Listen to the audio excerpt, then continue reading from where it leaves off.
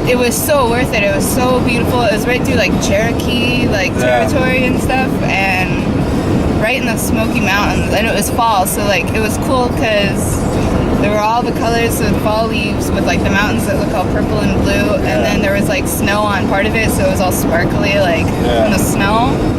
It was so cool.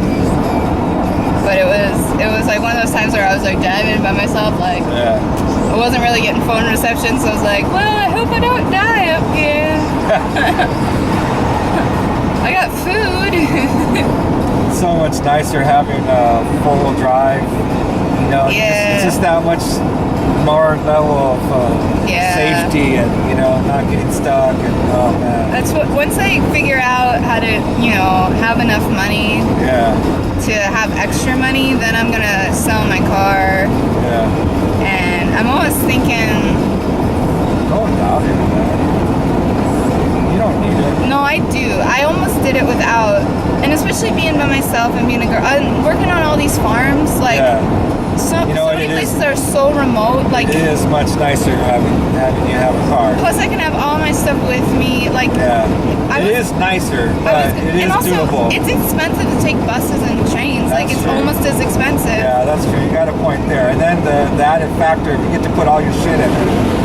You know what I mean? Yeah. It's safe and you can lock it. That's pretty nice. I mean, I had thought about it. It is a much nicer way to travel. Yeah, and I would have it's to more expensive. Yeah, for sure. But it's not always. It's not that much more expensive. Well, because if I can get myself to places, I can get myself to places where I have more options for work. I have more options for couch surfing, stuff like that. Yeah. You know, like when I'm in cities and there's public transportation, I just find a place to put my car and then I'm good, you know. Yeah, that case it's worth it because it does keep you safe. You can sleep in it and you're a lot safer. If I don't have a place to sleep, I have my car. But I want to get something a little bigger so I can more comfortably sleep in it. You should get something like this. Yeah, I would love to have something like this, or even like a little van or something. They're so good. They're such good cars. Yeah. Like so then there's all these techniques too that you could learn about, like how to use your jack to get you unstuck. Yeah. And like how to use ropes and how to like how to self-rescue. Yeah. I know all that shit, man. I used to go to Pismo all the time when it's four-wheel drive. It's just sand, and I knew how to get anyone unstuck. Yeah. You know, I just knew how to do it. So, so I wanted to thank you for being here. See, okay, for one thing, it gives me a lot more incentive to want to do this, right? But it's fun, and it's so much funner with you. But then, not only that, you make it a lot easier. I mean, it would have took me till later on today to do everything that you did. You know what I mean? Yeah. Feed all the animals and then get everything ready. You know what I mean? It's just so much more convenient and easy and helpful to have help. And you are bringing that help, and I really appreciate it. Thank you. Oh, this is awesome. It's awesome to be the passenger too, because I'm always driving and I can't always look at the beautiful views. Right. And I'm always like, okay, gotta drive, look and drive. So it's nice to just look out the window sometimes. Yeah, I know it is. Like I really enjoy driving, but there have been times where I'm like, I can't stop. Yeah. But I want to look. Wow. I mean, that's the thing too. I really love like driving. Yeah, it's fun. And I love like going through the mountains, like roads like this where they're all curvy and stuff. Yeah. Like, we're going on a great like road. I like this. I never regretted. Well, like I said, I sort of initially planned to do this without a car, and I'm so glad I got a car for so many reasons. Yeah, you're right. It is more expensive, but you know what? I think it's worth it. I mean, I wouldn't do it without a car. And it's not really that much more expensive because... No, because you got to pay for buses and trains and all that. Yeah, like I was, like, because I had done a test trip about 6 months before I left. Yeah. Because I had never actually worked on a farm before, so I was like, oh, if I'm going to quit my job and work on farms, I better make sure I don't hate it. Right. So I went to this farm in Mississippi, and my sister was living in Jackson, Mississippi at the time. Who was living? My sister. Okay. So, like, the farm was in Oxford, Mississippi, and then I was going to go see my sister and then come back. Yeah. So I was able to take a bus from Chicago. You transfer in Memphis, then you go to Oxford.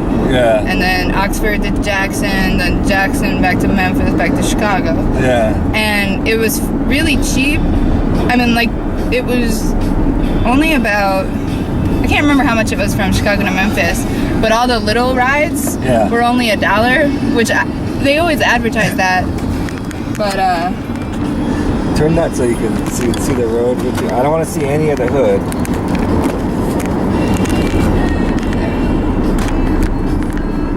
Cool. What was I saying? About the roads and Oh yeah. So like, they always advertise like $1, but you have to book really early, which is what I did. So I was like, oh, I could totally do this. This was cheap. I mean, it was kind of miserable on the main bus from Chicago to Memphis, but I was like, whatever. It's not like I'm gonna be on a bus every day. Yeah. But then, like, when I was looking for even like the first farm I wanted to go to, I was like, the person's gonna have to drive like 2 hours to pick me up, which is like, then you gotta arrange it with them and make sure. Oh, really? They had to drive 2 hours? Like, some of these farms are really remote. Like, God. I mean, how far is the bus from here? 5 miles. Okay, but you're by a national park.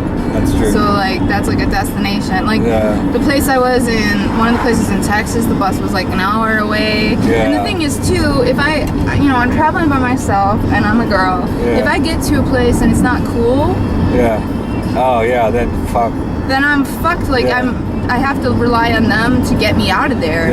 You know, especially if there's no other woofers with the car. And it's nice too, because there are a lot of woofers who travel by bus, because most of them aren't doing it full time. And then if I have a car, like the other day when Ben and I went to the park, like I just took my car. Like that's cool, you know. Right. And people usually pitch in for gas and stuff like that. So like he bought me lunch that day. So that's cool. Yeah, like it just works out. Oh, this is so beautiful. Right? I love this. Oh, the river looks good. These rains have really helped. Oh. The snow's not up there to keep it up, but at least it looks like this is somewhat normal. That's really heartwarming, because I was so worried, you know. If we hadn't got these last few storms, it would be dry right now, man. I'd be sad and scared. It's so much better up here than where I was, like, around LA and Joshua Tree. Like, I think I told you, we were boondocking.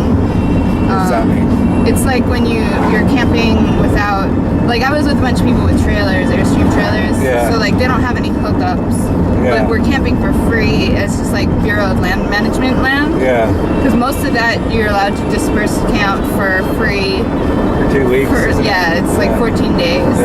But even then, I think you can leave for 1 day and then come back for another 2 weeks or whatever. So, like, I was just, these are like some of my full-time travel heroes. So, like, they told me where they were, and they're like, it's funny, they didn't really realize I had this tiny car.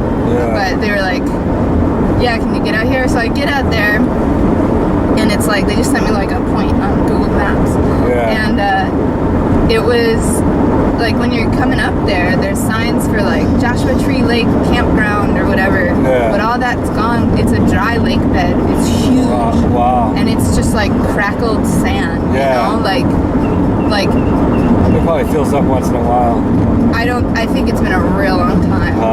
And because like, well, it did threaten to rain one day, but it didn't, of course. But we were like, should we be worried being in this dry lake bed? You know, because this is where the water would go. Because they do have signs for flash floods like crazy up there. Because they're like, the land is so dry when it does rain, it just runs off. It can't soak in. So then it does flash flood, and it ends up in little plains like that. But it just soaks in right away. Within a matter of days, or evaporates. Well, and it's weird too, because it's a high desert, so like stuff like just runs into anything that I can find. That's right. And there's like the Joshua trees, but there's not, which aren't, you know, they're yucca, they're not really trees. And but yeah, like in places where there are trees, it'll take all the water, and when there's not, it just goes straight up to the ground. So but it certainly didn't rain at all when we were there. But that was real cool. But it was crazy to see this, like you could see where the lake was, and it was huge, and it's just totally gone.